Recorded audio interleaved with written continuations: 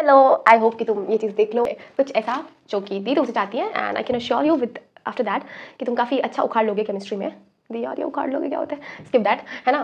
Move to the next part. बात करते हैं पहले 3 प्रॉमिसेस जो तुमको ड्यू करना है। वो प्रॉमिसेस तुमको मिलेंगे एंड में, तो प्रॉमिस करके जाना पहली चीज़।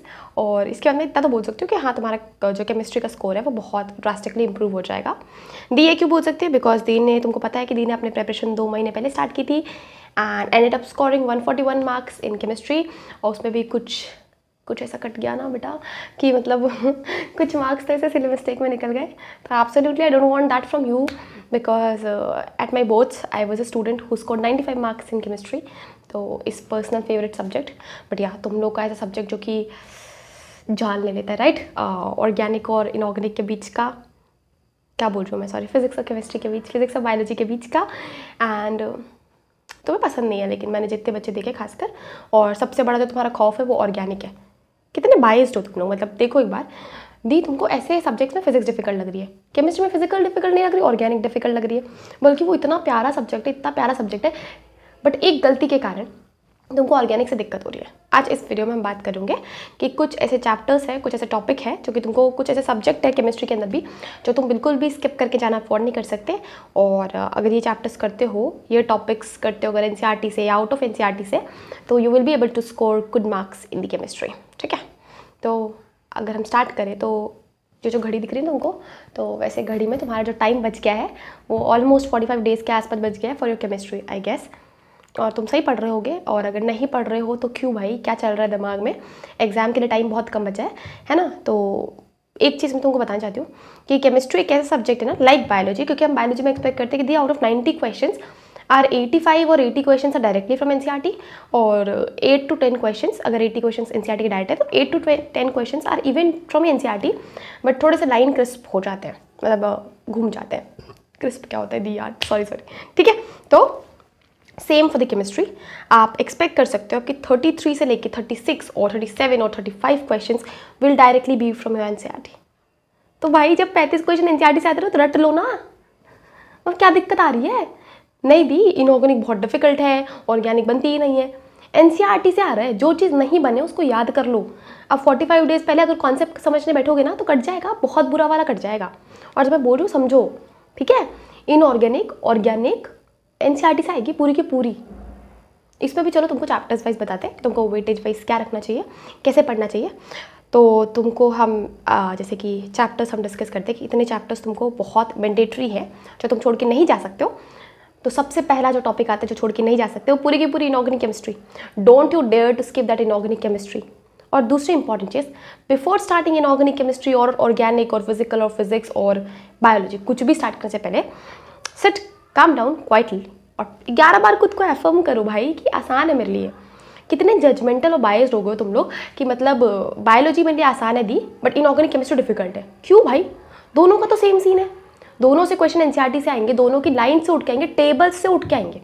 एक क्वेश्चन था hello alkane and hello arenes का पीवाईक्यू में पूछा हुआ कि इसकी एफिनिटी किसके साथ है। सब ने बहुत मॉड्यूल्स वगैरह करके रखे थे पर एनसीईआरटी छोड़ के गए थे, और वो क्वेश्चन गलत हो गया क्योंकि वो क्वेश्चन था एनसीईआरटी के टेबल का। तो इंपॉर्टेंस रखता है, वैल्यू रखता है, भले ही तुमको नंबर्स नहीं याद करना है, तुमको सीक्वेंस याद करना है कि ओके दी HCl पहले आता है, HBr बाद में आता है, HI बाद में आता है ना, HF बाद में आता है, कौन से सीक्वेंस है वो इंपॉर्टेंट है। तो इनऑर्गेनिक और ऑर्गेनिक के लिए तुम पहली बात एनसीईआरटी बिल्कुल नहीं छोड़ोगे। फिजिकल की बात करें तो एनसीईआरटी रीड करो नहीं करो, फॉर्मूला एक जगह उतार लो, और जो उसके इनटेक्स्ट और सॉल्व एग्जाम्पल्स है वो एब्सोल्युटली छोड़ के जाने की गलती नहीं करोगे। और अगर तुमको वो नहीं तो 2021 का पेपर उठाओ, और केमिकल काइनेटिक्स वाला एक क्वेश्चन था उसके, उसमें टाइम हाफ लाइफ के ऊपर, और that question was directly from the solved example of chemical kinetics. तो बताओ अगर ऐसा क्वेश्चन आ गया तो तुम्हारी ज़िंदगी में, मतलब अगर थोड़ा सा वैल्यू बदल भी दे, लेकिन अगर क्वेश्चन सॉल्व से आ गया और थोड़ी वैल्यू बदल दी तो फिर मतलब ज़िंदगी कितनी सेट है। और दूसरी इंपॉर्टेंट चीज़, केमिस्ट्री एक ऐसा सब्जेक्ट है जिसमें ज़्यादा टॉपिक बन ही नहीं सकता। लाइक बायोलॉजी में बहुत टॉपिक बन सकता है, बहुत क्वेश्चंस बन सकते हैं, पर केमिस्ट्री सब्जेक्ट है खासकर ऑर्गेनिक और फिजिकल जो कि बहुत लिमिटेड अमाउंट में है, बहुत कम क्वांटिटी में, तो उससे एक्सटर्नली कोई बाहर क्वेश्चन बन पाना बहुत डिफिकल्ट है। तो वही क्वेश्चंस मोस्टली रिपीट होंगे, वैल्यूज मोस्ट प्रोबेबली चेंज हो जाएगी। तुमको जो अगले 35 डेज 40 डेज में जो तुम्हारा स्ट्रैटेजी होना चाहिए केमिस्ट्री के लिए, सबसे पहले तो तुमको जो नोट्स प्रेफर करना है, मतलब वन शॉट से कर लो, नॉट एवरीथिंग वन शॉट से करने की जरूरत है, बट खासकर इनऑर्गेनिक सिर्फ वन शॉट से करो, सिर्फ one shot is more than sufficient. उसमें भी अगर तुमको किसी का डिटेल लेक्चर देखना है, go for chemical bonding. Chemical bonding के अलावा ऐसा कोई चैप्टर नहीं है केमिस्ट्री में जिसको तुमको वन शॉट के अलावा देखने की जरूरत है, ठीक है। वन शॉट भी इसलिए क्योंकि इनऑर्गेनिक की एनसीईआरटी रीड करने में थोड़ी सी बोरियत फील होती है, आई can understand. Same for organic, अगर तुमको ऑर्गेनिक में अच्छा करना है, ओनली फॉर जीओसी अगर तुमको करना है तो तुम 1 दिन 2 दिन बैठ के एक डिटेल लेक्चर कर लो। बाकी रेस्ट ऑफ योर 12th का entire organic chemistry you have to do it with one shot. हम कोशिश करेंगे, मैं कोशिश करूँगी, टाइम मिलता है because I have my university का एग्जाम, तो अगर टाइम मिलता है तो we will be doing that one shot organic का खासकर। दी यार केमिकल बॉन्डिंग प्रॉमिस किया आपने हाँ वो भी कोशिश करेंगे, ठीक है। तो वो तुम ऑर्गेनिक जो है 12th की पूरी एनसीईआरटी से कर लोगे ना, तब भी आई कैन अश्योर यू कि तुम ऑलमोस्ट जितने क्वेश्चन आएंगे वो सारे सही कर लोगे। अगर नहीं भी कर पा रहे हो, go for one shot first, 2x की स्पीड पे लगाओ और देखो। हर चीज़ें नोट नहीं करनी है, पर जो जो इंपॉर्टेंट है उसको नोट करो। अलग से एक कॉपी खरीद लो बच्चों, 10 रुपये की, अभी भी टाइम है, 10 रुपये की कॉपी खरीदो और सारे नेम रिएक्शन के 5 हेडिंग्स लिख लो। Reactant, product, intermediate, mechanism of action, क्या बच गया, और intermediate product, mechanism of action, और ये एजेंट जो यूज़ हो रहा है लिख लो। पता है मुझे कि बहुत सारे ऑर्गेनिक के रिएक्शन यदि याद नहीं होते, ये नहीं हो रहा होता, कितना होता है, कन्फ्यूजन होता है। कन्फ्यूजन इसलिए होता है because of lack of revision. When the number of revision will increase, your confusion will decrease. तो number of revision बढ़ा दो बच्चों, increase your number of revision and that will ultimately lead you to decrease confusion. लिख लिख के आदत डालो कि दी 10 रिएक्शन 20 रिएक्शन एनसीईआरटी से ही प्रैक्टिस करूंगा। नहीं बना रहे कॉपी, कोई दिक्कत नहीं है, पर एनसीईआरटी के सारे रिएक्शन को लिख लो, just jot it down in the paper, write everything that reaction, that particular reaction is given in your book. और फिर अगर किताब से करो ना सिर्फ, तो डोंट फोकस ऑन कि मतलब ये वाला टॉपिक इंपॉर्टेंट है, ये वाला इंपॉर्टेंट नहीं। Write down every name reaction. बस एनसीईआरटी के 10-10 रिएक्शन ही तो प्रैक्टिस करने हैं बच्चों, उसमें भी तुम्हारी क्या फट रही है, मतलब सीरियसली इतने सीरियस नहीं होगा। 14 मार्क्स उखाड़ सकते हो, 14 क्वेश्चन और 15 क्वेश्चन उखाड़ सकते हो, तो क्यों डिफिकल्टी में अपने आप को डाल रहे हो? Why you are not taking it very seriously. Organic भी एनसीईआरटी से ही आएगी, मार्क माई वर्ड। इनऑर्गेनिक भी पूरी की पूरी एनसीईआरटी से आएगी। तो 35 क्वेश्चन अगर 30 क्वेश्चंस भी अगर इनऑर्गेनिक और ऑर्गेनिक की मिला लें, अगर वो एनसीईआरटी से बन जाए, तो तुम 120 नंबर तो फ्री फोकट के लिए आए ना बच्चों, लेके आ गए ना। सो स्टॉप बीइंग लाइक कि स्ट्रैटेजीज देखना, जस्ट स्टार्ट डूइंग इट। हाँ 2 चैप्टर्स, एक ऑर्गेनिक का GOC 1 GOC 2 और दूसरा इनऑर्गेनिक का chemical bonding. Do it with a detail lecture, कोई दिक्कत नहीं है, that's absolutely fine, all right. फिर बात करें फिजिकल में, पहले देखो इनऑर्गेनिक में तुमको कैसे प्रोसीड करना चाहिए। पीरियोडिक टेबल केमिकल बॉन्डिंग पहले कर लो, बिकॉज बेसिक बन जाएगा तुम्हारे इसका, ठीक है।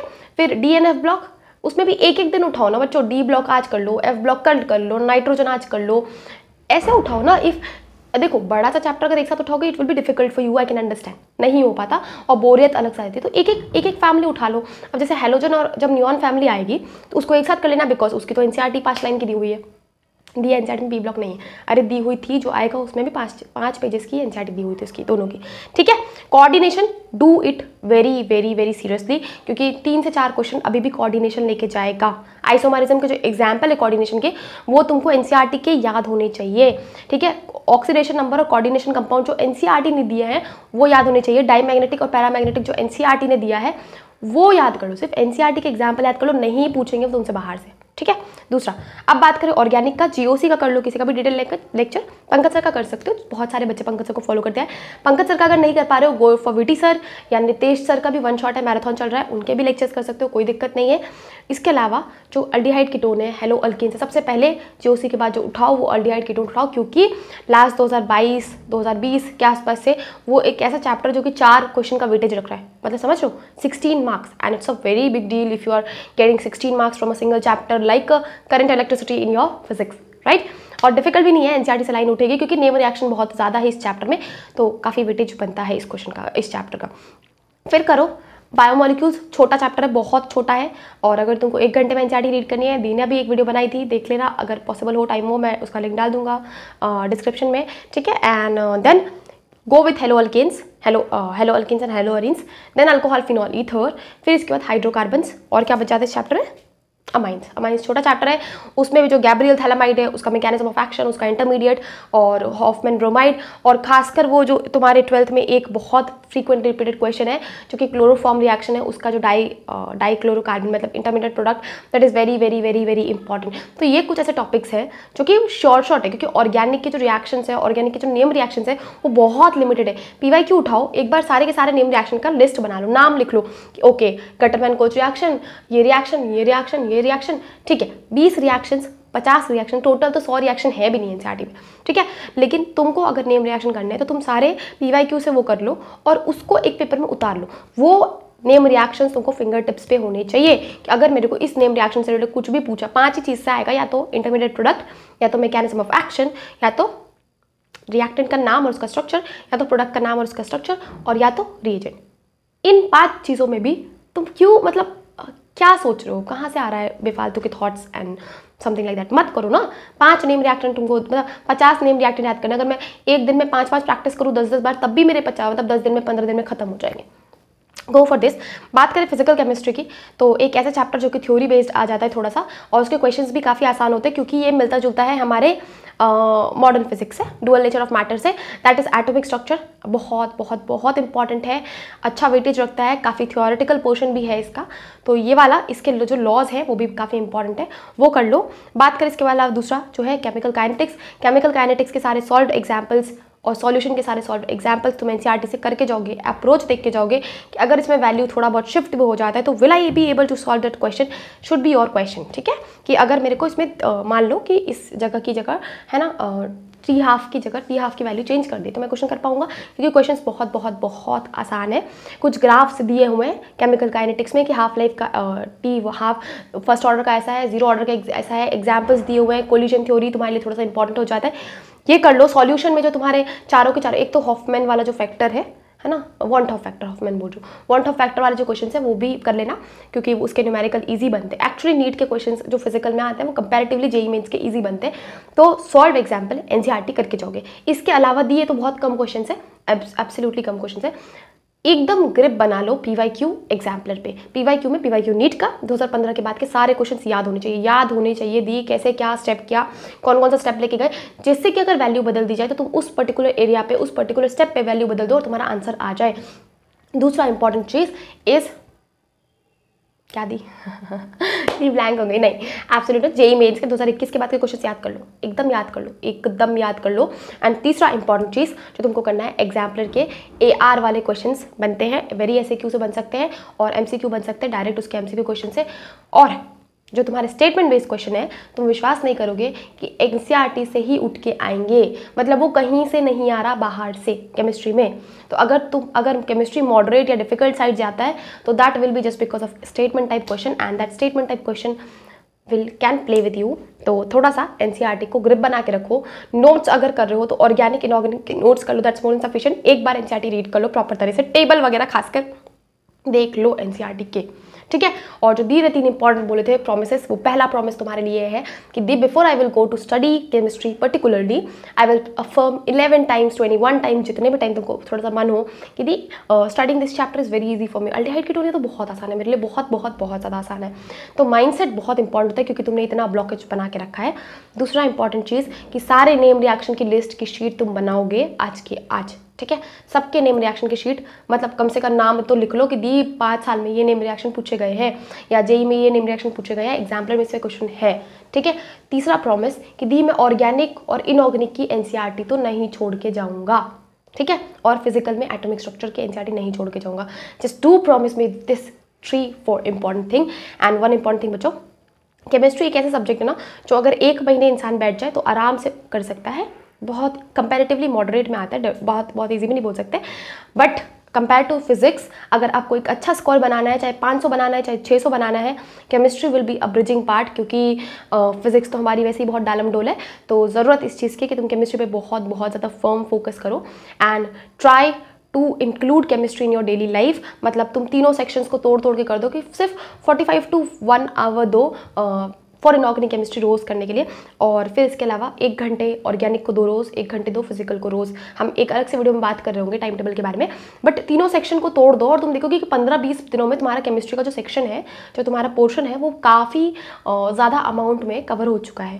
And just do let me know in the comment section कि आपका केमिस्ट्री के कौन से टॉपिक या कौन से सब्जेक्ट वीक है। And definitely tell me one thing कि क्या आपको दी से ऑर्गेनिक केमिस्ट्री पढ़ना है, मतलब क्यों पढ़ना है भाई, मेरे को तो यही नहीं समझ में आ रहा। इतने सारे टीचर्स हैं और काफ़ी अच्छे टीचर्स हैं लिटरली, है ना। तो फिर भी अगर पढ़ना है तो बताना, है ना, क्योंकि पढ़ना पड़ेगा मुझे वापस ठीक है। एंड इस वीडियो के लिए इतना ही, बस पढ़ते रहो। देखो कोई रिप्लेसमेंट नहीं है, कोई ऐसा शॉर्ट स्ट्रैटेजी नहीं है।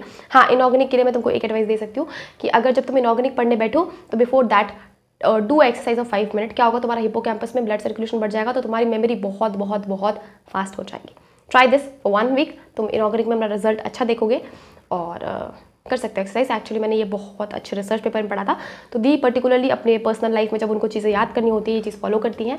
तो आई होप तुमको अगर मेमोरी इंप्रूव करना है स्पेसिफिकली फॉर इनऑर्गेनिक और biology, you can go for it. ठीक है, इस वीडियो के लिए इतना ही, अब हम मिलेंगे नेक्स्ट वीडियो में। Till then bye bye, take care, पढ़ते रहो।